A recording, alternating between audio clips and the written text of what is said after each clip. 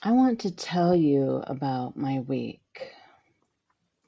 It started with what I can only describe as throwing open the doors to Narnia. Oh.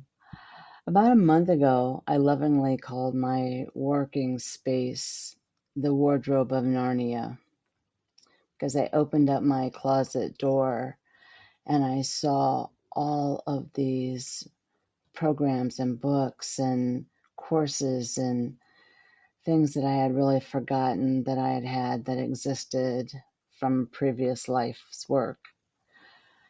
And that's why I called it Narnia.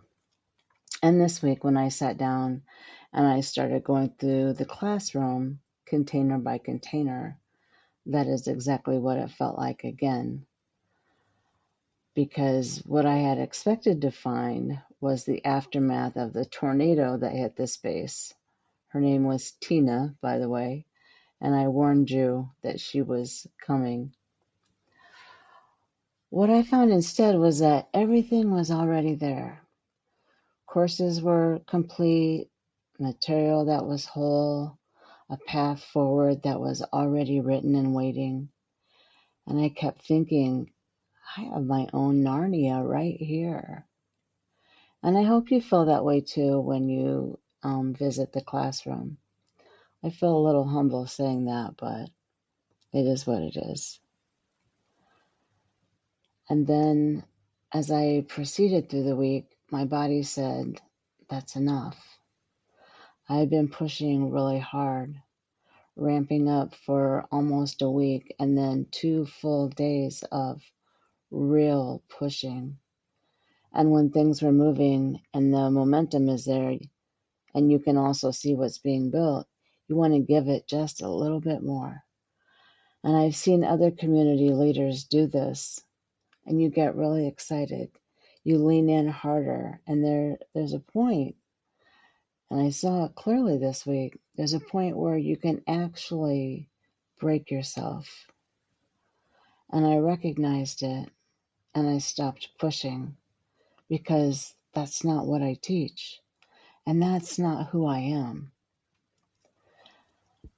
And there's a real wisdom in that recognition, not weakness and not failure. It's wisdom. Your nervous system speaking up before the mind catches up to it. And I am grateful, genuinely grateful, for 25 years of learning to hear that voice before it has to get loud. So I slowed down and I recovered and I turned toward the things that I could actually tend to. The garden that's just waking up, seeds going in, new shoots finding their way up, flower beds that I'd been covering from the frost and tending, a shade garden that's taking shape in the backyard, with plans for more growing than I've ever attempted before. The freezer got cleaned out and is waiting. I counted up some canning jars ready for what's coming in the fall or next, late summer. None of it's finished, but all of it is in motion. And there's something deeply settling about preparing for a future that you are choosing to trust. And my neighborhood, I've been paying more attention to my neighborhood, the life that's right here that I'm grateful for, that I want to live inside of rather than spend worrying about whether I'm losing it or not. See, that's not avoidance. That's a choice about where to place your attention when the world outside your window feels like it's moving faster than you can track. And you can't tend everything, but you can tend something. And the things you tend become the ground that you stand on. The sky this week is asking us to be honest about where our energy is actually going, whether we are spending ourselves on what we can hold or leaking into what we cannot control. That's not a small question. So here's what I want to leave you with today.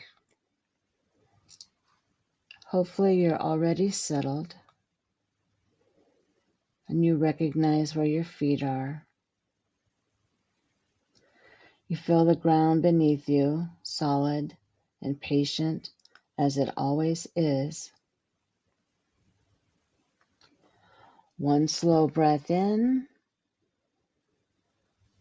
and as you exhale, let your shoulders drop just a little, just enough.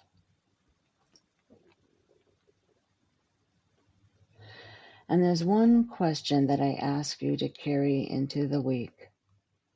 Not to answer, just to sit with.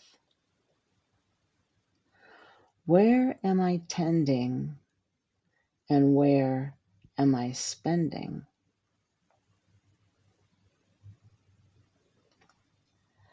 And let that land wherever it lands, because the return always begins with the honest answer to that question, not the managed answer, the honest one.